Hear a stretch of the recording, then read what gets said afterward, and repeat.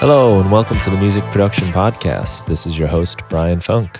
I'm a musician, Ableton certified trainer, producer. I release Ableton live packs and sound packs and tutorials and this podcast all through my website, brianfunk.com. Check it out. You might find something you like there, I hope. Today, I want to talk about the new Mac OS, Catalina. So Apple has just released a brand new OS, and it's supposed to be kind of a big shift. They're moving the whole system to 64-bit. There is some more compatibility with iOS apps, and I don't know, a lot of other things that are exciting, I guess you could say. For one, I'm really excited to be able to use my iPad as a separate external display. That would mean that I can have I have an iPad Pro, so I can have that on the side, and I can have another window open, maybe for some plugins or whatever else I might decide I need. That seems like a cool feature. And there's security updates and whatnot, and you might be very excited to update. But I'm going to recommend that you do not update at this point. Now, this kind of goes without saying, honestly. If you are making music and you're relying on your computer to work well and your DAW and all your plugins to cooperate and not crash and be ready to go and have a nice running system, you don't want to jump on the updates when they first come out. It's a dangerous thing to do because a lot of times things have not been tested yet. There's bugs that pop up, and companies haven't always had the chance to update their software to be compatible with the new operating systems. If you're like me, I've been getting a lot of emails from a variety of companies, that DAW companies, plugin companies, all kinds of software companies saying, hey, don't update to Catalina yet because stuff is not quite compatible yet. Ableton is one of the few companies that has a piece of software that is compatible with Catalina. 10.1.2 is fully compatible with Catalina, but none of the older versions are. And more significantly, version 9 will never be compatible with Catalina. So if you're working with version 9 at all, you don't want to update yet because you're not going to be able to use 9 with Catalina. And they've put out some very stern warnings saying do not update if you are a 9 user. And even still, there's a page, a help page I'm going to show you in the show notes, where Ableton talks about their compatibility with the latest Mac OS.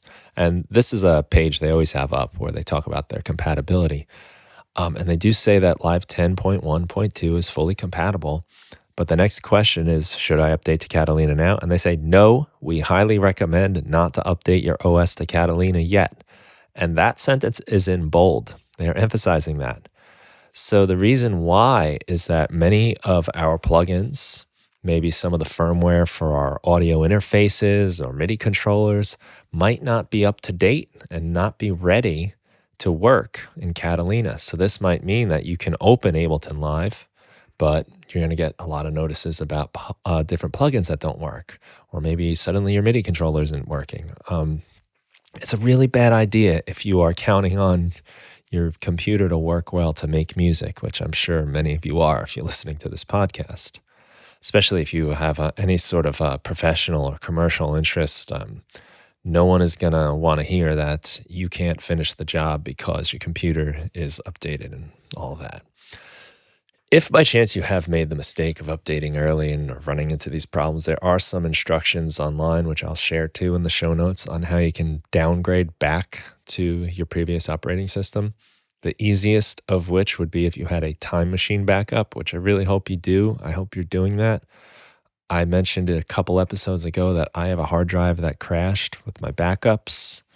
And I don't know if all my stuff is gone yet. I haven't had a chance to investigate that. I'm a little afraid to. But that's the easiest way, but there are some other ways too that I'll put in the show notes. Something I just wanted to have you think about, though, something I've been thinking about. When the new updates come, it's really exciting and you want to check out the new features. But if everything's already working fine, then why? Why do you need to do that? And I for probably like the fifth time, just re-listened to Stephen Pressfield's War of Art, where he talks about resistance being the force that prevents you from getting work done. And I think the desire to update to the new software is resistance rearing its ugly head again. It's this new thing, this new development, this new product, this new update. All of these things tap into that feeling of like, I need something else to move forward. And in this case, it's a new version of a software, of an OS for your computer, where we might start to feel like, oh man, I want to have that new feature. I can really get so much done if I had that iPad sidecar feature where I can have an extra display on my iPad. It's not going to make the hit song for you. It's not going to change much at all, to be honest. It'll be, if anything, an incremental change at best.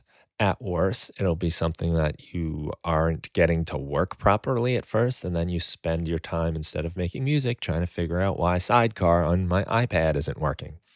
And that's frustrating. And that's just another thing that makes making music hard and less exciting and probably more scary for the next time you go to sit down. Ask yourself that question, as I've been asking myself, and I know the answer.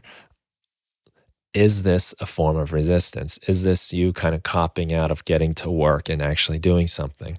I spent a little while researching the new OS, and I realized I'm just avoiding work. I don't need anything new. Stuff is finally working well. I have a smooth running system. It's always a good idea to wait anyway. Let other people find out what's wrong with it first. There will be people, brave souls out there. Maybe some of you are listening, and I appreciate your efforts, although I do think it's a bad idea.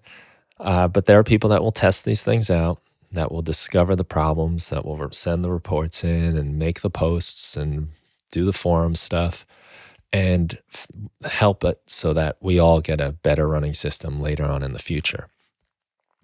So if you are thinking of updating, please don't.